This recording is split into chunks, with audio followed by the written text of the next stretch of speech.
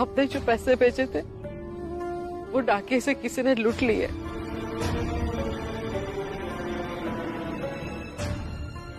और फिर जीजा भाई ने संदेशा भिजवाया कि भीम आपको ये लिखकर भेज दे कि हमें मदद की कोई जरूरत नहीं है।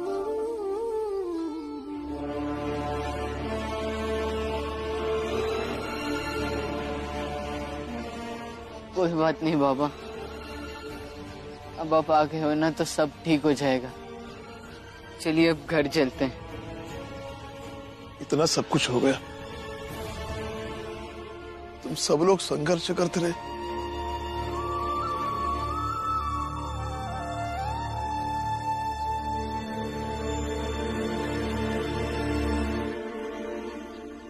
इतनी बड़ी नौबत आ गई कि मेरे बच्चों को पशु बनकर हल खींचना पड़ा और मैं तुम सबके साथ नहीं था।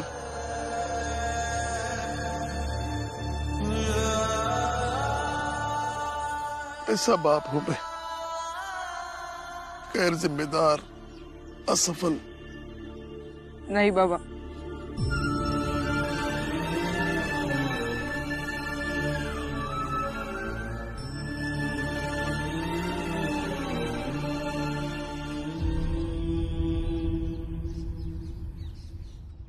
बाबा और आप वापस क्यों आ गए?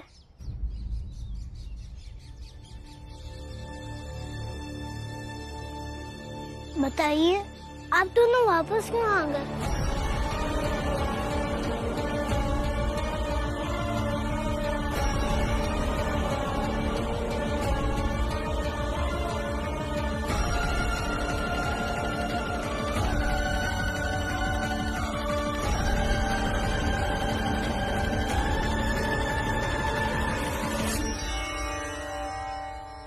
चलो घर चलो। लेकिन उस बंटवारे का क्या हुआ बाबा? आप फिर से उनके साथ चले जाइए। ये जरूरी तो नहीं है ना कि कोई भी बंटवारा जिंदगी भर चलता रहे। और भीम, अगर बंटवारे की दीवार टूट कर एक होना चाहे तो उसका स्वागत करना चाहिए। बिल्कुल होना चाहिए, लेकिन दोनों पक्ष के सारे लोगों के राय से वो दीवार टूटनी चाहिए। बाबा, आप आए और ऐसे वक्त पर आए जब आपका आना हमारे लिए बहुत जरूरी था। बाबा, आपके साथ रहने से जीवन बहुत सरल लगता है, लेकिन फिर भी आप उनके साथ जाइए।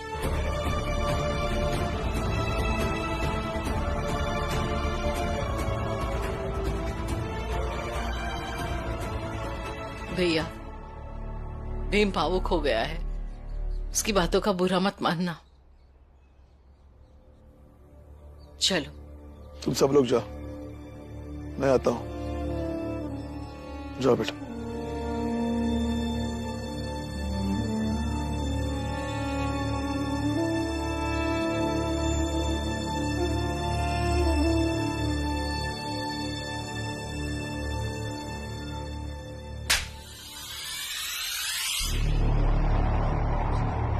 दिमाग से सोच लिया करो, या फिर चाय बनाते बनाते दिमाग को भी उबाल लिए क्या? तो राम जी वहां रहता था, भीमराव बाकियों से दूर रहता था और ये सब लोग यहाँ पे अकेले हो जाते थे। और तुमने उसे वहां से भगा दिया। भागेगा तो वापस यही आएगा ना? आ गया और अब हमारी मुश्किलें बढ़ा रहा है। महाराज, गलती हो गई महाराज, क्षमा कर दीजिए। वो राम जी वहां अपनी जात छुपाकर हमारी जात वालों के साथ आनंद से रह रहा था, इसलिए मैंने सोचा इसे परेशान करते हैं तो हमें आनंद मिलेगा, इसलिए महाराज। यही तुम्हारा क्षणिक आनंद तुम्हारे धर्म का, तुम्हारे समाज का नाश करेगा।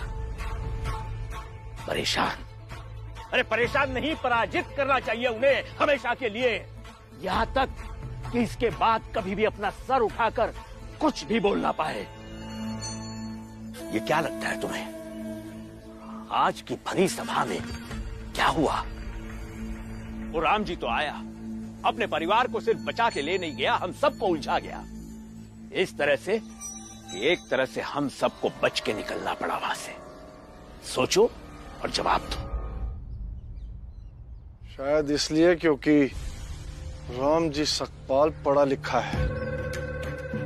वो बातों को, हालात के रुख को अपनी तरफ मोड़ना जानता है और मामले को इतना बढ़ा के बोलता है कि हम सब गुनहगार लगने लगते हैं। वही तो बात है, और इसीलिए वो विद्यालय नहीं चाहिए। अगर शिक्षा का हथियार सबके हाथ लगा तो हमारी सत्ता के बीच हर कोई अपना स्वतंत्र अस्तित्व बनाने लगेगा।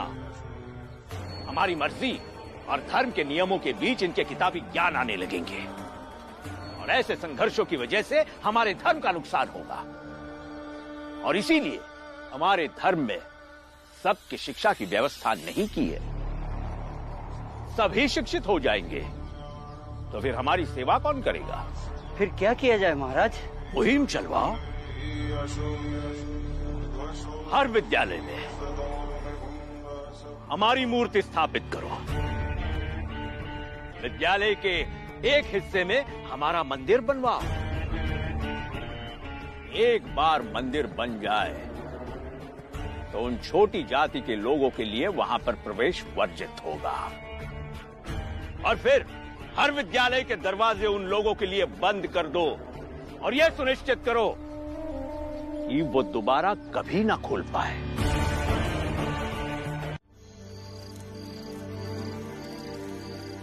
अच्छा लगा तुम सब लोगों से मिलकर।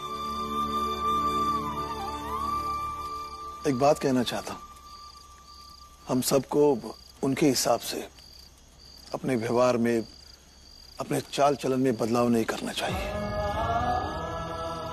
हम जैसे थे, जैसे है, वैसे ही रहेंगे। हम फर्क पड़ने नहीं देंगे कि उन्होंने कल हमारे साथ क्या किया था।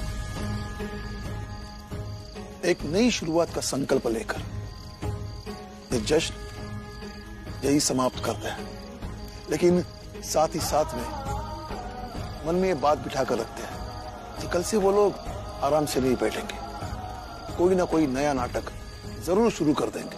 तो क्या हुआ राम जी, हम सब मिलकर साथ रहेंगे। अरे मिलकर सब कुछ झेल लेंगे। ये लड़ाई एक साथ लड़के ही जीती जा सकती है। चलिए हम सब भी अपने अपने घर चलते हैं। हाँ चलो। अरे आजा, आहिस्ता। जरा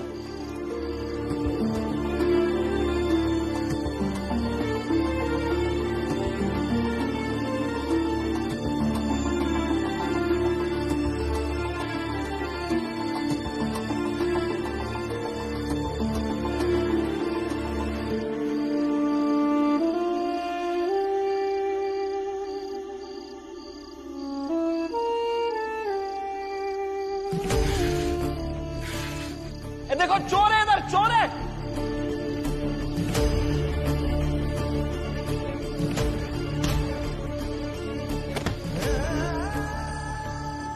मैं इस चोर को गिन गिन कर 50 कोड़े मारना चाहता हूं। इस पंचायत के न्याय का पालन किया जाए। मारो कोड़े, इतना मारो कि हरेक के हिस्से के 50-50 कोड़े आ जाए। भीम, भीम, क्या हुआ बाला भैया? आज मुझे एहसास हुआ कि ये चोट सिर्फ मेरे नहीं है, बल्कि मेरे जात के हर व्यक्ति के हैं।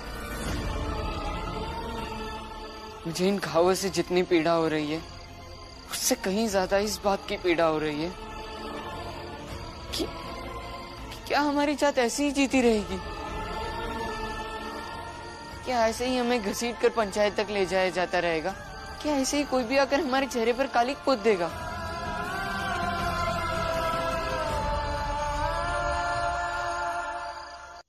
नहीं बाला भैया, हर वक्त ऐसा ही नहीं होगा।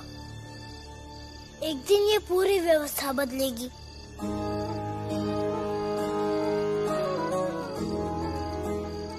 मुझे भी उम्मीद है कि सब कुछ बदलेगा और विश्वास है जिस रास्ते पर तुम चल रहे हो उसी रास्ते पर चलकर तुम्हें परिवर्तन की मंजिल मिलेगी।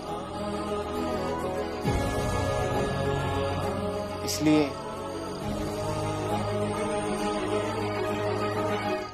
भीमराव अंबेडकर, मैं बालाराम जी सकपाल आज तुमसे ये वादा करता हूं कि तुम्हारी इस परिवर्तन की लड़ाई में मैं तुम्हारे साथ रहूंगा उम्र भर।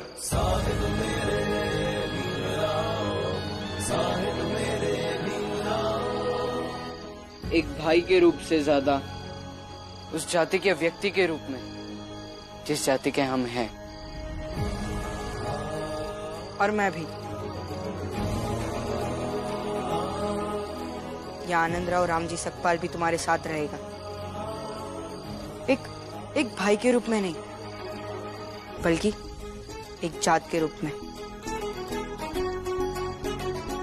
और तुम हमारे साथ रहोगे एक नेता के रूप में, हमारे दुखों से मुक्ति दिलाने वाले उद्धारक के रूप में।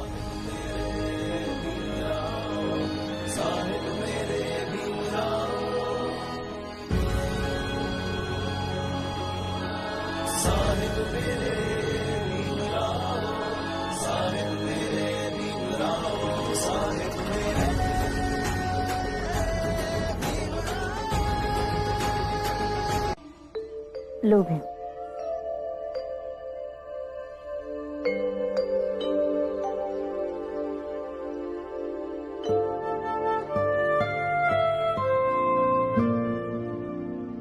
ये आनंद और बाला कहीं दिखाई नहीं दे रहे। पता नहीं, कह के गए थे कि थोड़ा घूम के आते हैं।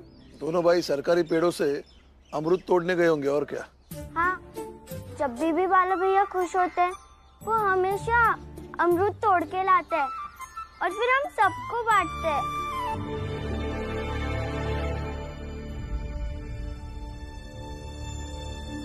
भीम, यो ना दूध।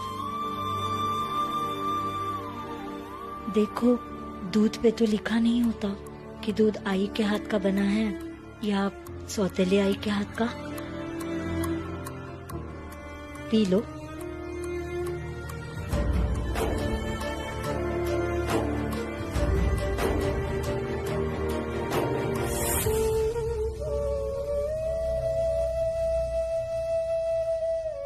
राम जी। अरे ये क्या हो गया? ये खून। ये दोनों जा रहे थे, रास्ते में ऊंची जात वाले बैठे थे।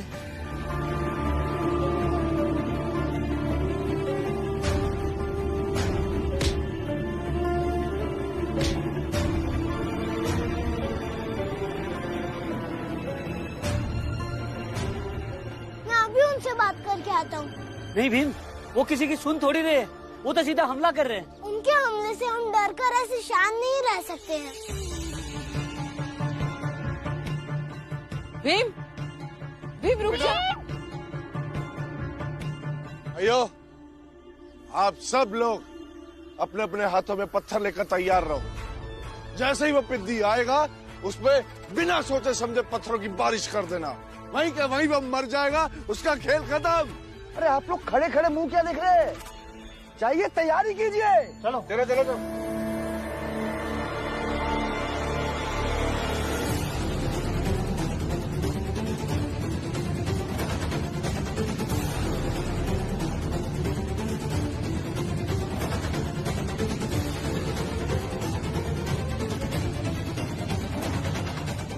ये मौका बार बार नहीं आएगा। आज उस पिद्दी का संहार होगा और यहाँ महाराज की मूर्ति बनेगी। जय भीम, जय भीम,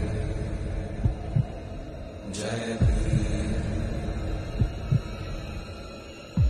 लो आ गया, तैयार हो जाओ सारे। जय भीम, उठाओ पत्थर। जय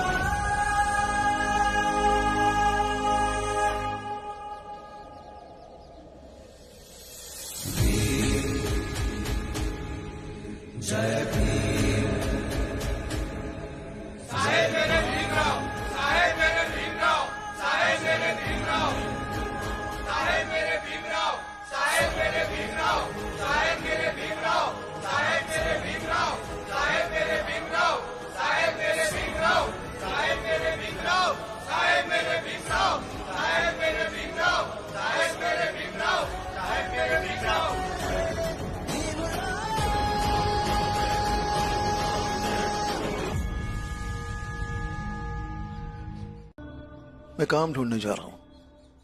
आप इतने जल्दी उठ गए, चाय तो पी के जाइए। चाय तो बाद में भी पी लूंगा, पहले काम जरूरी है।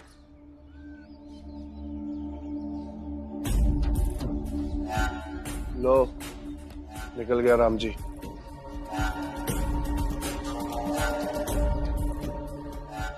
आई, मैं पानी भर के आती हूँ।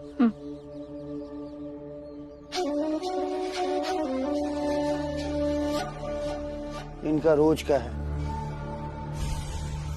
अभी आनंद और बाला आएंगे।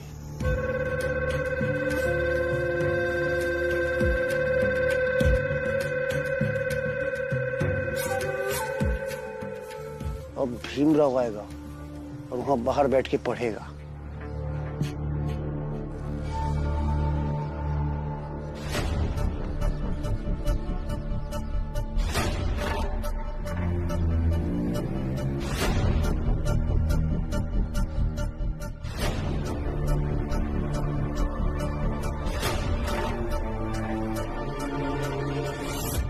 रुकिए, अब दूध लेने जा रही है, मुझे दीजिए, मैं ले आता हूँ। मदद करके ज्यादा महान बनने की कोशिश मत करो।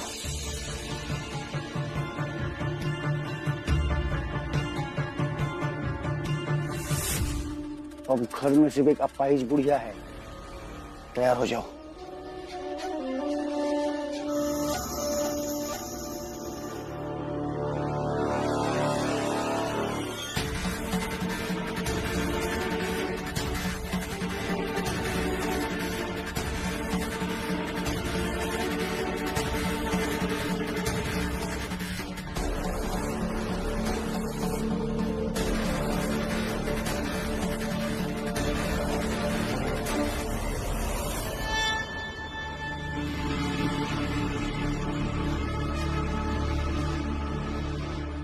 थोड़ा पानी मिलेगा पीने को?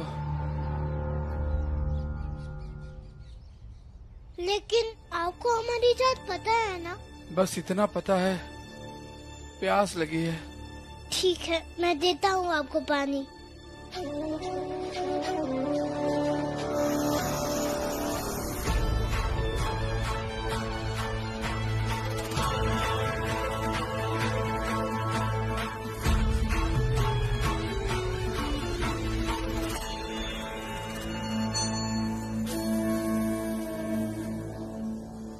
ये लीजिए।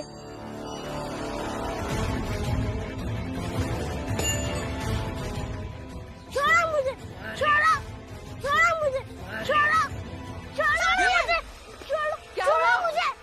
जाओ। क्या कर रहे हो आप लोग? छोड़ो इसे, छोड़ो, छोड़ो, कहा ना, छोड़ो, छोड़ो, छोड़ो भीम को। अरे छोड़ दो उसको। हुआ।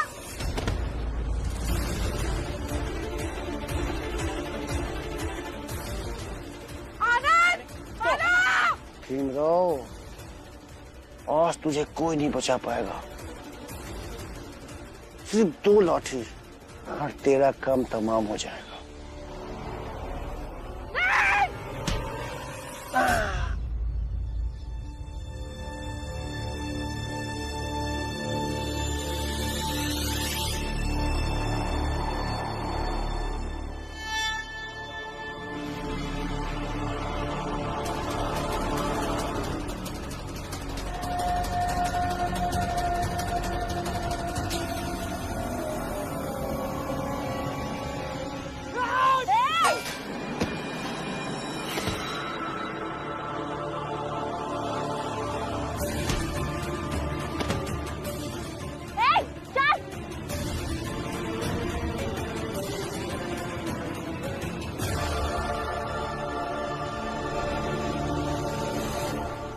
खबरदार, अगर भीम की तरफ बढ़ने की कोशिश भी की, चाहे मैं भीम की सौतेली आई हूँ, चाहे मुझे भीम पसंद हो या ना हो, चाहे वो मुझे अपनी आई मानता हो या ना हो,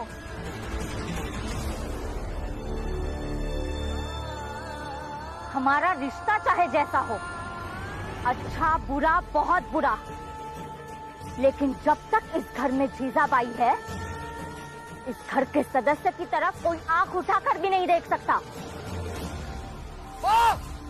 बहुत बढ़िया, अब सौतेली आई की ममता उभर गई। अरे जिस औरत की वजह से ये घर सत्यानाश हो गया, वो अब इस घर के सदस्य की रक्षा की बात कर रही है। कमाल है, बहुत बढ़िया नाटक है, बहुत बढ़िया। मैंने जो कुछ भी किया अपने परिवार के साथ किया, और जो भी करूंगी अपने परिवार के साथ करूंगी, चाहे मैं उनका सत्यानाश करूं या चाहे कुछ और। आप अपने काम से मतलब रखिए, और आइंदा मेरे परिवार के किसी भी सदस्य को कुछ भी करने की कोशिश की तो ये जीजाबाई ना तो सिर्फ आपके खिलाफ खड़ी रहेगी, बल्कि लड़ेगी भी।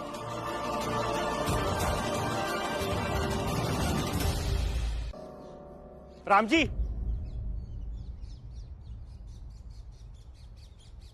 सेठ जी नमस्ते। राम जी, इस भीमराव ने हमारी पूरी जिंदगी बर्बाद कर दी, सब कुछ चौपट हो गया। सेठ जी लेकिन क्या हुआ?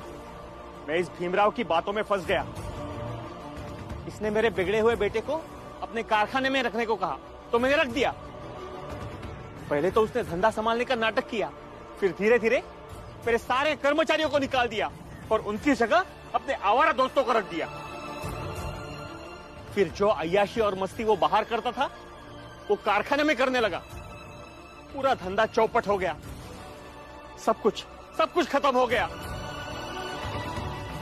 व्यवसाय के लिए जिन जिन लोगों से मैंने पैसे लिए थे उन किसी के पैसे मैं चुका नहीं पाया और मुझे मेरा कारखाना गिरवी रखना पड़ा। सब कुछ बर्बाद हो गया। मैं तो सड़क पे आ गया इस भीमराव की बातें सुनकर। सेठ जी अब इसे गलत तरीके से समझ रहे हैं। भीम, एक व्यक्ति परेशान है और तुम उन्हें समझा रहे हो कि वो जो सोच रहे हैं वो कैसे गलत है। पहले भी तुम्हें कह चुकी हूँ कि तुम्हारा तरीका सही नहीं है।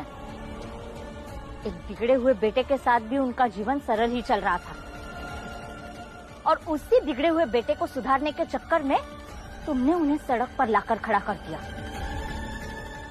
लेकिन मैं तो बर्बाद हो गया ना, अब मैं क्या करूं? मैं आपके साथ चलता हूँ, कोई ना कोई उपाय निकल आएगा। रहने दो, पहले ही उनका सब कुछ बर्बाद कर चुके हो। अब तुम्हारे बिना अकेले उन्हें रास्ता तलाशने दो। जीजाबाई शांत रहो। सेठ जी आप चिंता मत कीजिए और भीम को दोष भी मत दीजिए। चलिए मैं देखता हूँ कैसे और क्या करना है। मैं भी चलता हूँ। नहीं, जो बात बनने वाली है वो भी बिगड़ जाएगी। तुम यही रुको। राम जी तुम चलो।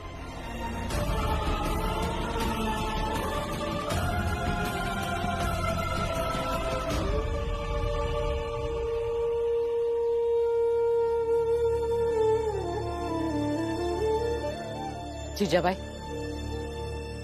ये कौन सा तरीका है भीम को बार बार गलत साबित करने का? इससे बच्चा हतोत्साहित हो जाता है। अच्छा, अगर आप सबने पहले ही उसे सच बता दिया होता तो आज ये दिन नहीं आता। मैं तो उसे वास्तविकता की जमीन पर लाना चाहती हूँ और वो मैं लाकर रहूंगी।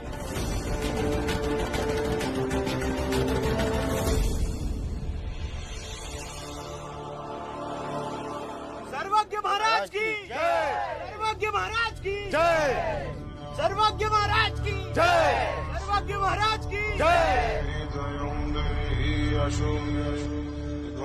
पहले सोचा था कि अकेले में चिंतन करते हैं, फिर सोचा कि सामूहिक चिंतन समागम किया जाए जिससे सबको सामूहिक चेतना मिले। इसलिए आप सब अपनी आंखें बंद करके प्रभु को याद करेंगे। और यह कार्य इस बीच राह पर इसीलिए रखा गया है ताकि आप सबके साथ एक मुश्किल लक्ष्य हो, ये जानते हुए कि राहगीर आएंगे, राहगीर जाएंगे, फिर भी इन सब बातों की परवाह किए बिना आप सब ईश्वर का चिंतन करेंगे। तो शुरू करते हैं। जी महाराज, जी महाराज, जी महाराज, जी। तुम भी शामिल हो जाओ, बैठो।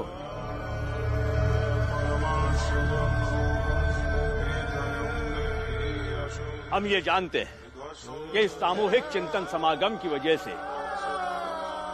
आप सब ने आज व्रत रखा है। सुबह से कुछ खाया नहीं, पिया नहीं, हमने भी कुछ नहीं खाया, कुछ नहीं पिया।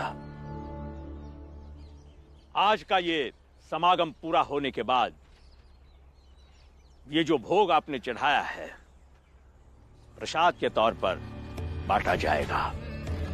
तो चलो अब आप सब अपनी आंखें बंद कर लो और ईश्वर का स्मरण करो।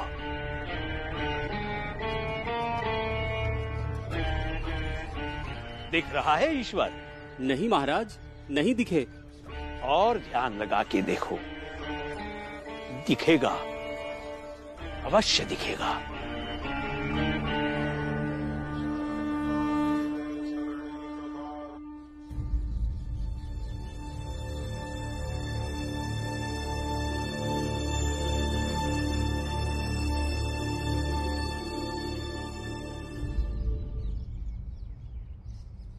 ये महाराज क्या कर रहे हैं? नया नाटक है। ऐसे पाखंडी बाबा को इन लोगों के लिए रोज कुछ ना कुछ नया नाटक करना पड़ता है, नहीं तो इन्हें मानने वाले लोगों में इनकी साख नहीं बचेगी।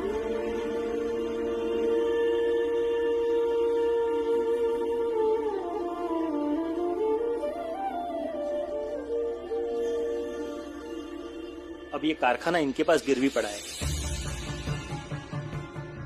कारखाना छोड़ते वक्त दाल चावल की कुछ बोरियां बची थी। अब मुझे समझ में नहीं आ रहा है ये सब वापस कैसे मिलेगा।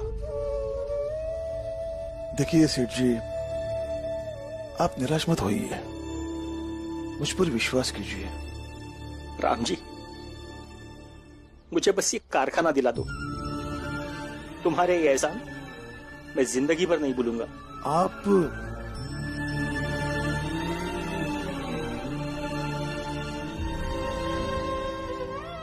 सेठ जी काम करेंगे। आज तक आप सारा सामान थोक भाव में बेचते थे, आज से अब खुदरा बेचेंगे, घूम घूम कर। घूम घूम कर कैसे? ऐसे में तो कितने सालों में मेरा ये कारखाना मिलेगा, शायद पूरी उम्र बेचता रह जाऊंगा। नहीं सेठ, कितने समय में क्या होगा ये मत सोचिए, बस शुरू कीजिए। बेचना तो आपको है, क्योंकि मैं अनाज को छू नहीं सकता। हम एक ठेला किराए पर ले लेंगे। लेकिन तुम ठेला छुओगे तब भी लोग नहीं खरीदेंगे। नहीं सेठ, नहीं छूऊंगा। सेठ जी, आपसे मैं वादा करता हूं कि आपका ये कारखाना आपको वापस दिला कर रहूंगा। महाराज के मंदिर के लिए चंदा दीजिए, प्रभु के कार्य में सहयोग कीजिए, पुण्य कमाइए। मैं भी अपनी की गई गलती का प्रायश्चित कर रहा हूँ। मैं भी महाराज के मंदिर के लिए चंदा जमा करके पुण्य कमा रहा हूँ। प्रभु के कार्य में सहयोग कीजिए, चंदा दीजिए। सर्वज्ञ महाराज के मंदिर के लिए चंदा दीजिए। महाराज के मंदिर के लिए चंदा दीजिए। चंदा दीजिए। तुम छोटी जाति वालों को पुण्य करने का मौका मिल रहा है, दुख दर्द दूर हो जाएंगे। चंदा दीजिए। रुकिए। जीजाबाई, जीजाबाई, जीजाबाई, जीजाबाई, ये क्या कर रही हो? दिमाग खराब हो गया है तुम्हारा? घर में खाने के लिए पैसे नहीं है और तू इस महाराज के मंदिर के लिए चंदा दे रही है? हाँ, क्योंकि इसके दो कारण हैं। पहला तो ये कि सारे लोगों को महाराज की कृपा से धन धान्य की प्राप्ति हुई है, हमें भी हो जाएगी। और सुना नहीं आपने, दुख दर्द दूर हो जाएंगे कह रहे हैं वो लोग। और दूसरा कारण ये है कि सारे लोग, महाराज और हमारे बीच जो दूरियां है वो खत्म हो जाएगी, सारे तनाव दूर हो जाएंगे। पागल हो गए तुम जीजाबाई। मेरा भाई और मेरे भतीजे जिस आदमी के खिलाफ लड़ रहे हैं, तो उसी के मंदिर के लिए चंदा देगी? आपके उसी भाई और उसी भतीजे को आगे जाकर लड़ना ना पड़े, इसी की व्यवस्था कर रही हूँ मैं। रुक जा जीजाबाई।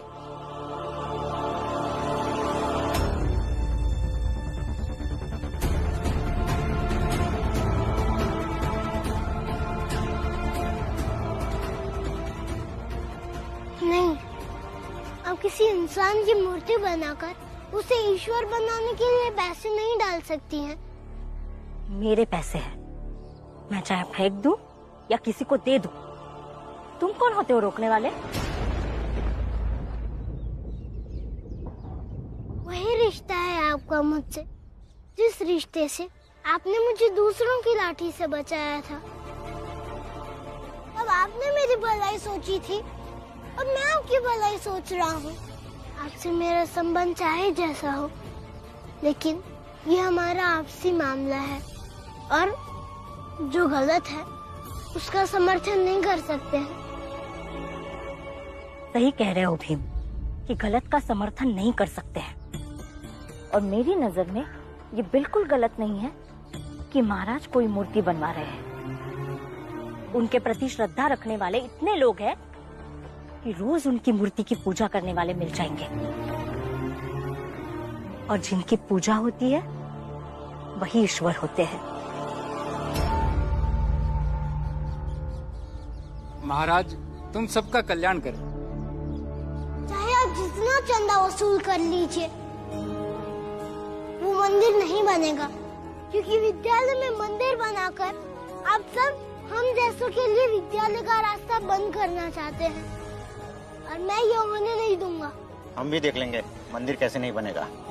देख लीजिएगा। सर्वज्ञ महाराज के मंदिर के लिए चंदा दीजिए, पुण्य मिलेगा, स्वर्ग मिलेगा।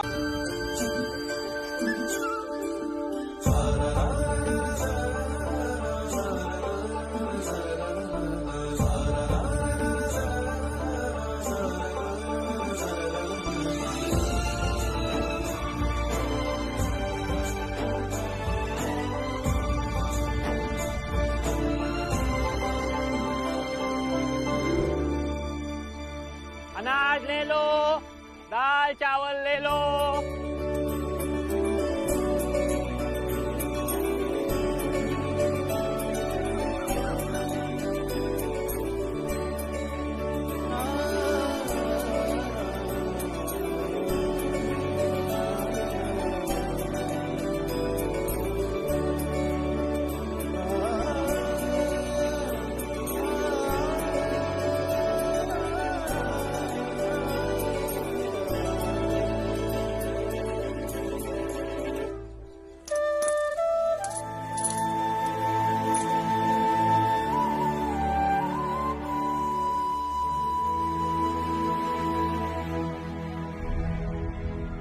राम जी, ये लो पैसे।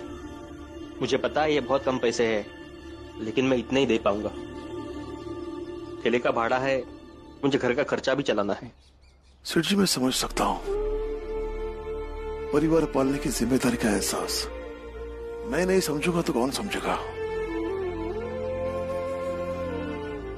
आप पैसे रख दीजिए, मैं उठा लूंगा। नहीं, आज से पैसे रखूंगा नहीं, बल्कि तुम्हारे हाथ में दूंगा। कम से कम इतना तो मुझे करने दो राम जी।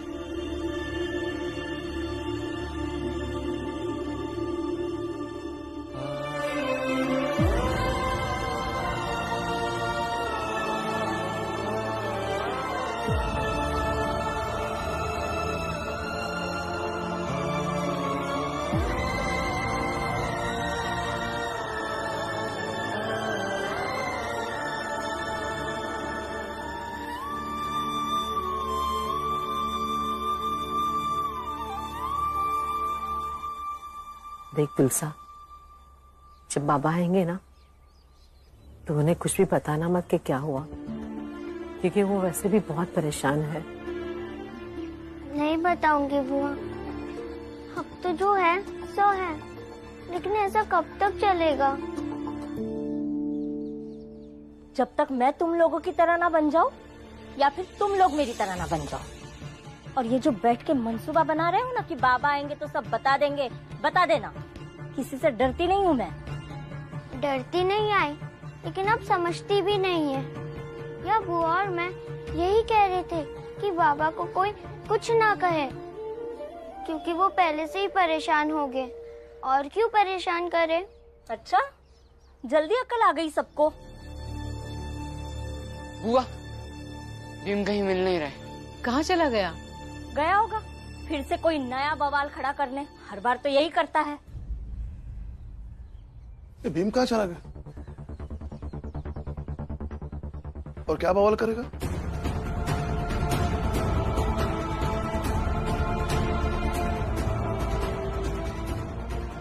कोई कुछ बोलता क्यों नहीं? वो भैया कुछ नहीं, ऐसे ही। अरे गया होगा यही कहीं खेलने। लेकिन अभी तो उसका पढ़ाई का समय है, इस समय वो कहीं नहीं जाता। बाबा, वो तुलसा दीदी के लिए किताब खरीदने गया था।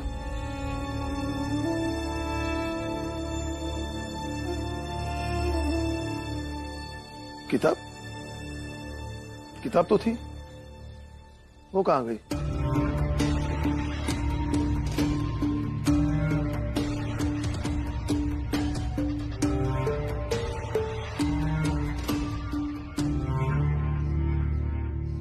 वो बाबा, किताब फट गई थी। हम सब खेल रहे थे उसी में।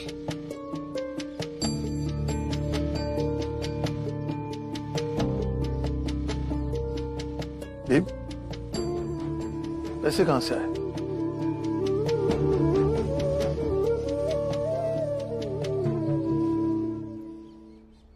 मैंने क्या कहा?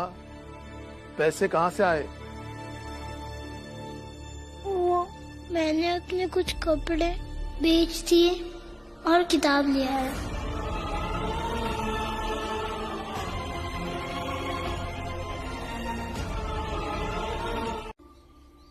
सीटी अब यहाँ, और बाबा कहाँ है? राम जी को किसी काम से मैंने बाहर भेजा है। सीटी आप मुझे दीजिए, हम कर देते हैं। और वैसे भी हम काम ढूंढने ही निकले थे। नहीं, तुम दोनों बच्चे हो, जाओ तुम। वैसे भी राम जी काम कर रहे हैं, तो तुम दोनों को काम ढूंढने की क्या जरूरत है? सेठ जी, जिम्मेदारियां बांट देने से भार कम हो जाता है।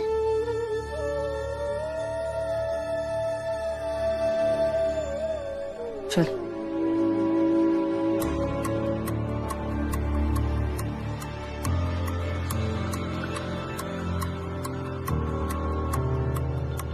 नीचे चल।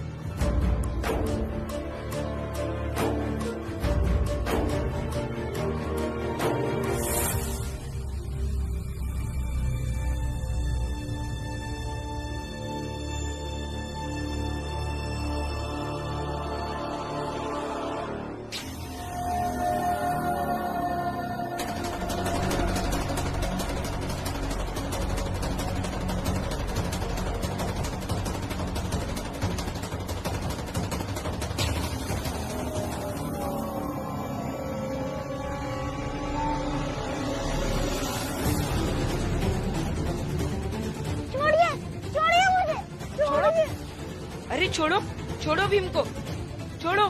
कौन हो तुम?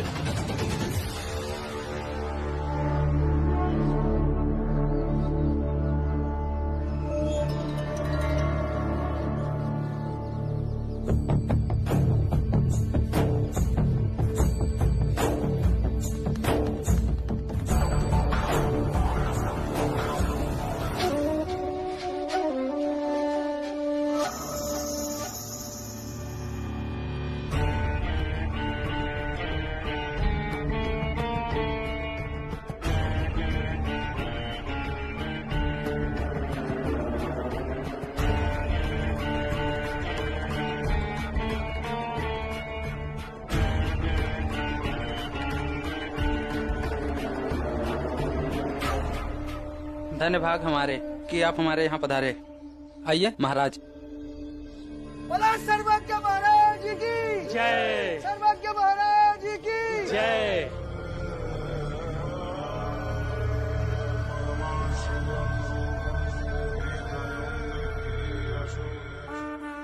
महाराज आप यहीं विश्राम कीजिए, मैं बालक को लेकर के आता हूँ। छोड़ो छोड़ो मुझे।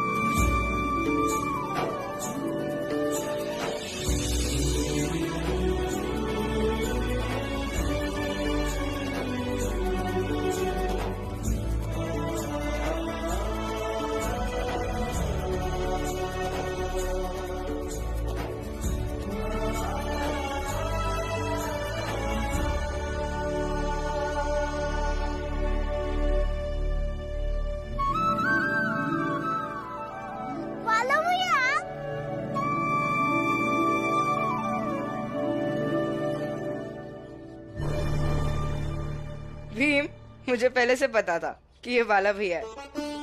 लेकिन आप भी तो कह रहे थे कि छोड़ो भीम को, छोड़ो भीम को। अरे ताकि तुझे लगे कि सच में कोई तुझे उठा ले गया है। और तभी तो तू ऐसे झटका खा गया। वो अंग्रेजी लोग कहते हैं ना, सरप्राइज।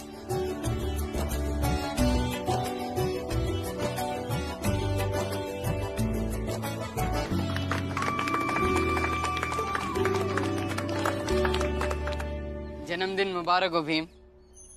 जन्मदिन मुबारक हो भीम। जन्मदिन बहुत बहुत मुबारक भीम।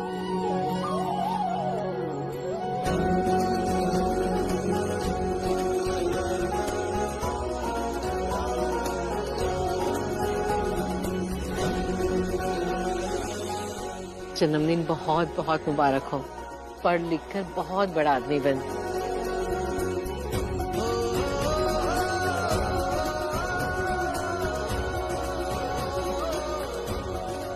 भीम, जन्मदिन की ढेर सारी बधाइयां। बेटा आज हम सब तुम्हारा जन्मदिन ना धूमधाम से मनाएंगे, नाचेंगे, गाएंगे और अच्छे अच्छे पकवान खाएंगे और इस बात पे फख्र करेंगे कि भीम हमारी जात का है और हम सबका नायक है।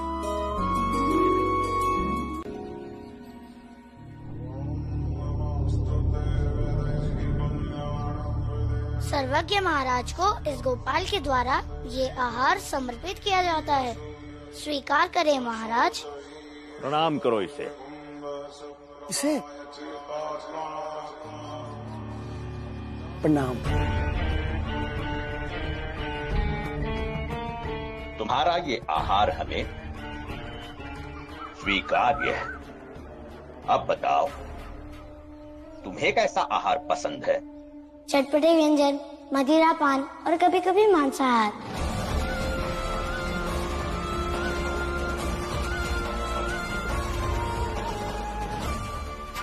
महाराज ये बुद्धिमान है या भ्रष्ट है? इतनी दूर से आप इससे मिलने आए? महाराज आपने इसे प्रणाम करने के लिए कहा। ये क्या धर्म की रक्षा करेगा महाराज? ये कैसी धृष्टता है गोपाल? महाराज जी हमारे लिए प्रभु के समान है और संतों को ये सब खाना वर्जित है। तुम्हें इसका ज्ञान नहीं है क्या? सर्वज्ञ महाराज ने मेरी पसंद पूछी थी। यह सब मेरी पसंद है, परंतु मैं इन्हें खाता नहीं क्योंकि मैंने अपने जीवन का चुनाव इस तरह से किया है कि यह सब वर्जित है और पसंद होने के बाद भी वर्जना को मानना ही तो अनुशासन है और अनुशासन ही तो मनुष्य को महान बनाता है। अपनी मान्यताओं की सुरक्षा के लिए किसी भी व्यक्ति को किस हद तक जाना चाहिए? उस हद की कोई परिभाषा नहीं है महाराज, क्योंकि मनुष्य जात का गौरव इस बात से है कि वह अपनी मान्यताओं को कैसे संभालता आया है। और अगर कोई व्यक्ति अपनी मान्यताओं को तोड़ने की कोशिश करे तो उस व्यक्ति को सख्ती से नहीं बल्कि उनमें अपनी मान्यताओं में विश्वास जगाने की रणनीति बनानी चाहिए। जैसे नदी नाले ताल तलैयाओं का अस्तित्व तभी तक रहता है जब तक वह समंदर में ना मिले। एक बार मिल गए तो अस्तित्व विहीन हो जाएगा। तुम छोटी जाति और बड़ी जाति को कितना मानते हो? इतना कि अगर पता चल जाए कि आप छोटी जात के हैं और मैं बड़ी जात का होकर भी आपको भोजन परोस रहा हूँ तो मैं आपका वध कर दूंगा।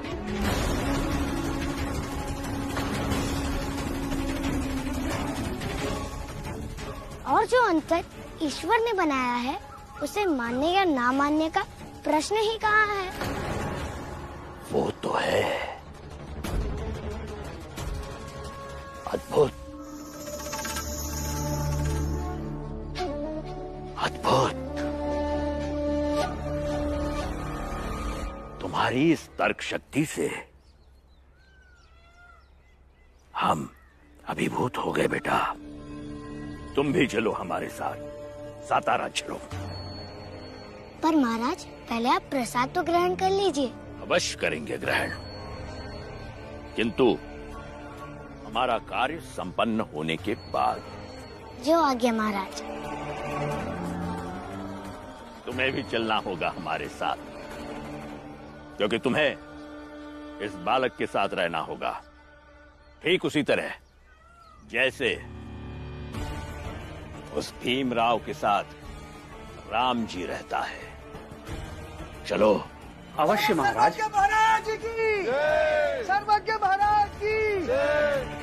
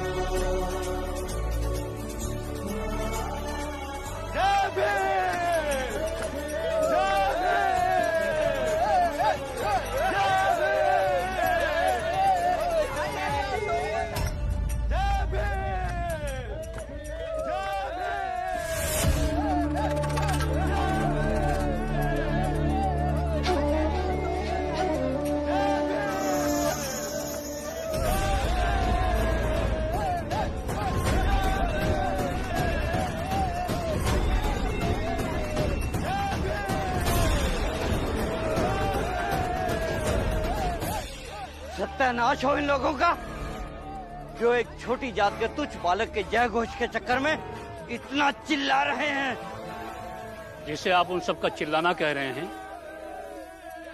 वो मेरे कानों को कितना प्रिय और मधुर लग रहा है ये मैं आपको नहीं बता सकता। एक सच्चे गुरु के कानों में उसके शिष्य का नाम ऐसे सुनाई दे तो उसे परम आनंद की अनुभूति होती है। अब आप भी जय भीम सुनने की आदत डाल लीजिए, क्योंकि एक दिन पूरी दुनिया जय भीम करने वाली है। ये गुरु का आशीर्वाद और उसका विश्वास है।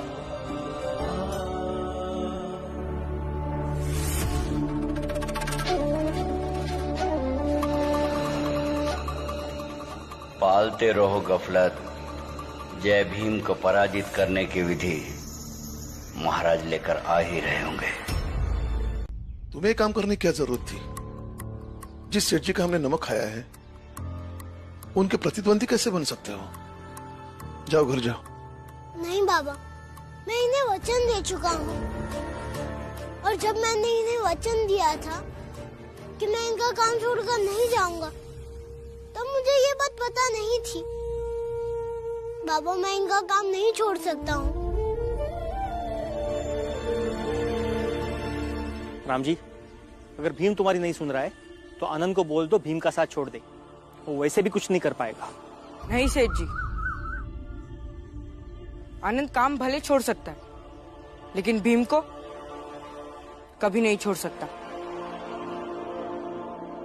सेठ जी, मैं अपने बेटे को ये नहीं कह सकता कि वो मेरे दूसरे बेटे का साथ छोड़ दे।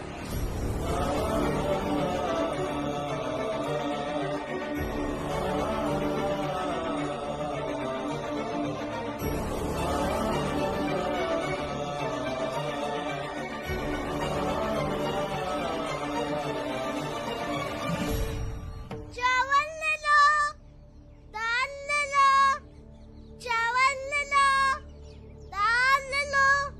अब भी मौका सेठ, समझ जाओ ये दोनों बाप बेटे ऐसे ही हैं। अरे जोड़ी में खेल कर देते हैं और दुनिया भौचक्का देखती रहती है। आपको क्या लगता है कि राम जी घर गया होगा तो इसने अपने बेटे को बताया नहीं होगा ये क्या करता है? अब बेटा आपके प्रतिद्वंदी से मिल गया तो नुकसान किसका? आपका ना। बाप आपके यहाँ से कमा रहा है और बेटा उधर से।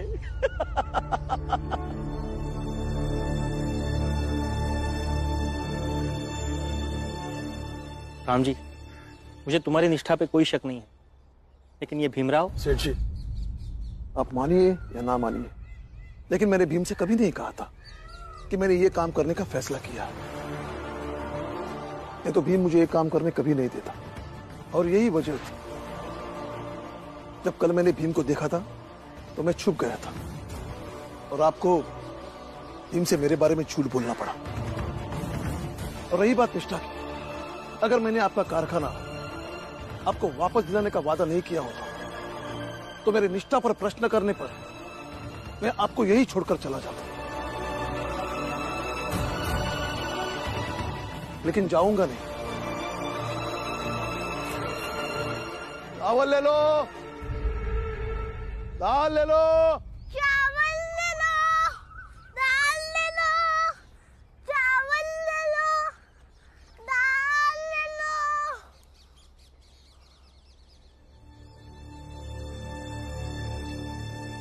सेठ जी, आपको पूरी बात बतानी चाहिए थी ना कि आप वही हैं जिन्होंने उन सेठ जी की दुकान ले ली। ले ली है क्या मतलब? वो हमारे पैसे नहीं चुका पाए और उनकी दुकान गिरवी थी, तो उससे दुकान लेना गलत नहीं है। लेकिन ये तो गलत है ना, जब आपको पता था कि वो हमारे बाबा है और वो उनके लिए काम कर रहे हैं, तो फिर भी आपने जानबूझकर हमसे ये काम करवाया और वचन भी इसलिए लिया ताकि हम ये काम छोड़कर जा ना सके। देखो, हम धंधे वाले लोग हैं, हमें मुनाफा चाहिए, और राम जी के सामने अगर कोई खड़ा हो सकता था तो वो भीमराव ही था, और फिर बदले में हम पैसे दे रहे हैं, मुफ्त में नहीं करवा रहे। और बहस मत करो, अपना वचन याद करो। चलो आगे चलो।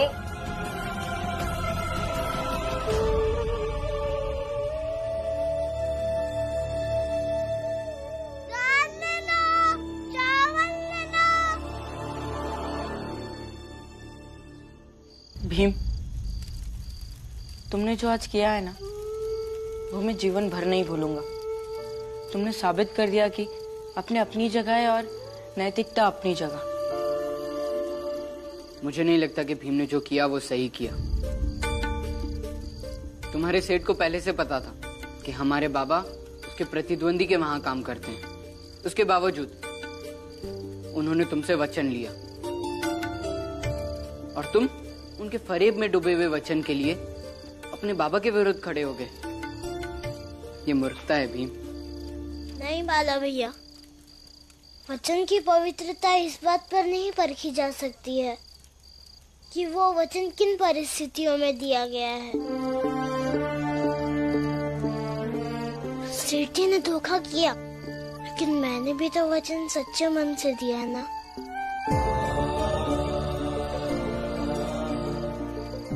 इसलिए मुझे लगता है कि मैंने सही किया।